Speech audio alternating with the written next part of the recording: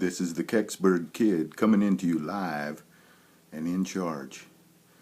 Basically, there's a whole story. We're going to get into that right now. Well, my story starts, I guess you would say, when I was real young.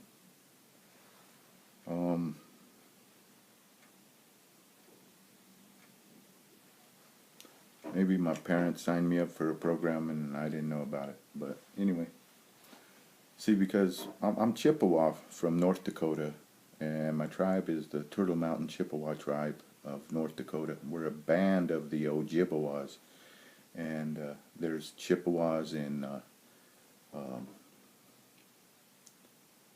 all along that area. Anyway, because of that, the government has a blood quantum thing with my tribe, and they've taken blood and they've declared you as part of, they can determine your blood quantum. They're not really using your blood for that, but you're in the medical system. It's all involved with the Bureau of Indian Affairs. And then what's happening is, man, I got so many stories. I'll try and keep it concentrated, but you go to the dentist at this certain places, and you go to the hospital at certain places. So these facilities sometimes get some Department of Defense upgrades. They're kind of like special projects, the black budget. In other words, the government deems anything necessary, then the money's there and it's spent, and so that's what happened. And I remember they had a new chair, a dental chair, and I would say it looked just exactly like the ones right now, and this is 40 years ago. When I was 10 years old, I was in this dental chair on a government facility getting my teeth done by the Indian Health Service. There's a little donut ring you put your head in when you lay back, and they left me in there.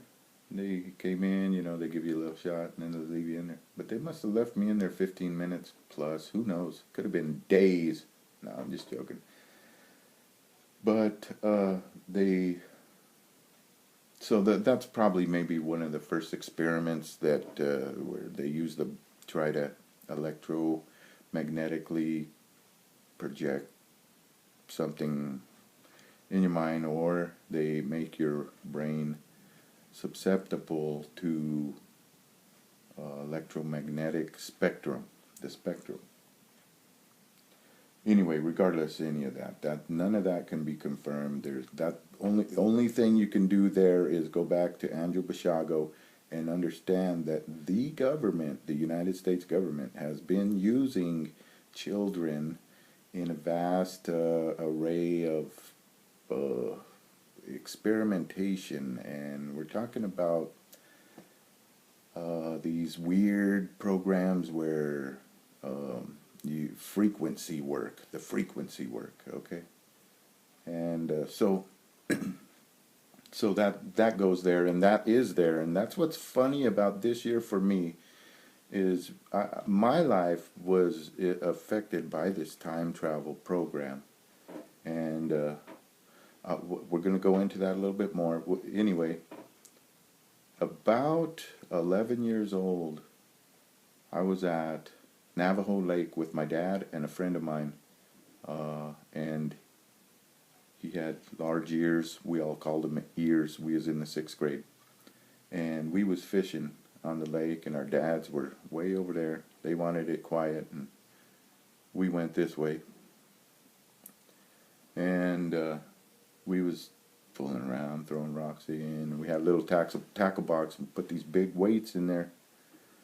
And we was trying to get our shit way out there where the big fish were. And so after a couple standing up overarm throws, we sit down in and we get used to doing our fishing. And he reeled it in after a little 5, 10, 20 minutes. I was sitting on this side, and he was a right arm slinger, and he did a sidearm sling, and unfortunately this weight blasted me right in the back of my head right there. And they couldn't find the weight, and I needed stitches, so they took me to the doctor in Farmington, which was like an hour away. Ruined the whole fishing trip. Bled. I kind of passed out along the way, Anyway. So yeah, I was hitting the head as a kid. And that wasn't the first time. We was throwing rocks in the field, and I had this big, huge rock. And somebody threw one, dude, and I just watched it, and they get, bing, right in the head, bro. I ran inside screaming, bleeding all the way. But anyway, that's kid shit. As I got older, I went to the military, I went to college, I broke my leg in track practice. See, this is the multiverse, okay? And that track practice, when I broke my leg, could say your multiverse changed. But anyway, I had to reinvent myself and become more of a student. When I broke my leg, I lost 4 classes, which was about 15 credits, and that I failed because I didn't go.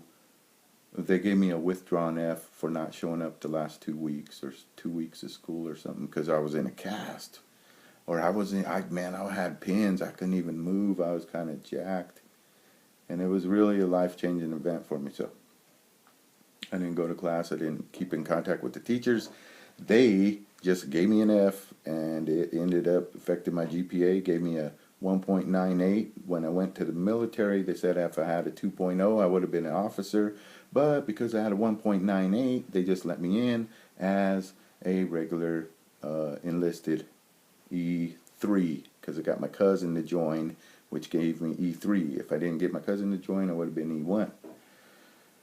Yeah, so anyway.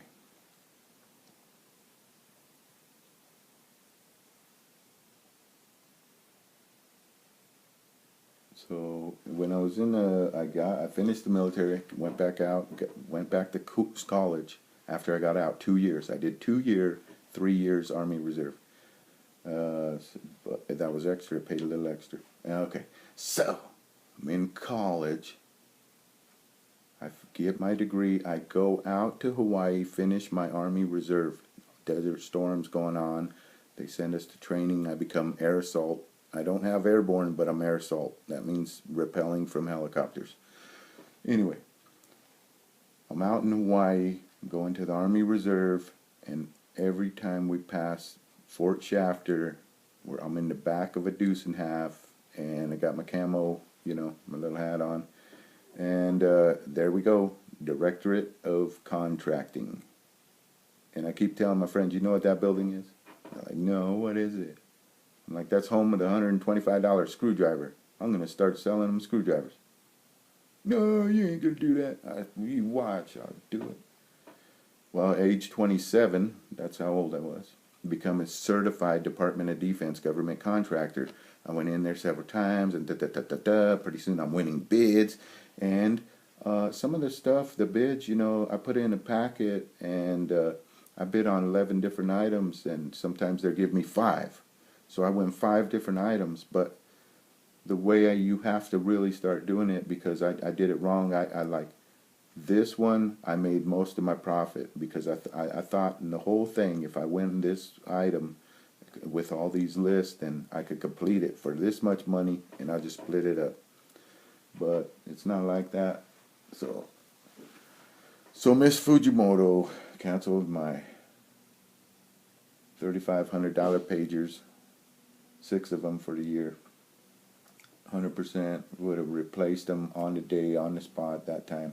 But she didn't know all about my policies, and I didn't have all this stuff typed in my service agreements. So, you know, you got to have all your little weasel clauses all set up and work that paper.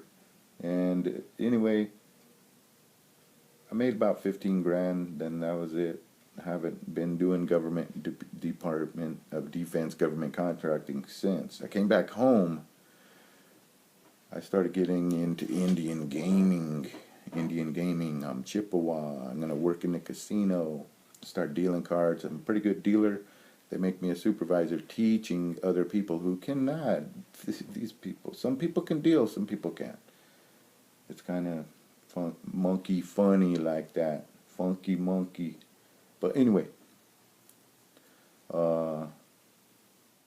So at that time, I'm in the casino working, and all of a sudden, I'm with a girl, Edwina, who later becomes my wife, and we go to the movies, and we park my nice little car, and we get out, and we're walking shoulder to shoulder, and there's this parenthesis type sculpture, and it's like as you cross the parking lot, you go up the concrete into, like, you know, like a sculptor area with trees, landscaped, circle in the ground, with this sculpture in it, and it's kind of park benches like, but more fringe, because when we walk through it, as we was walking through it, I remember this, she was going to go around and I was going to go through it, and I grabbed her and I said, no, come on, let's go through here. And when I grabbed her arm, pulled her under here, we walked through it. It was kind of cute, kind of funny, and as there was a plane in there, like an absolute middle, and as you hit that, I felt my foot tingle, and then I had to ask myself, that's different, something happened, that's not right, and it felt like some missing time. Anyway, it gets weird like that. But anyway, we walked through that parenthesis thing in New Mexico, in Albuquerque, New Mexico, and on San Mateo and Montgomery area, a little bit north of there. There's a mall, and then there's on the other side of the San Mateo, there's anyway, a movie theater. So anyway, so that happened too. So see, as I start putting these things in there, you can see that my whole life has been full of these time dilations, and I think somebody explained them the best was Captain K or Randy Kramer. And I'm sorry, I'm a little dyslexic. I have been hit in the head, bro. I may have been knocked out of the program, and then that Obama Andrew Basiago program, and then what happened is when you don't really ever leave the program, you just kind of like go back, and there's movies on there in the Fringe and Marvel and all these weird shit, man. But anyway, something happened, and we're going to get into that in this next video. In part 2, I'm going to kind of touch base with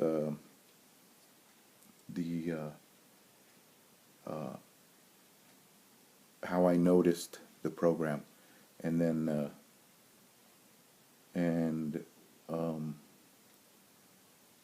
and everything, all the secrets, everything, the whole nine, the whole guts of this whole Black Ops bullshit,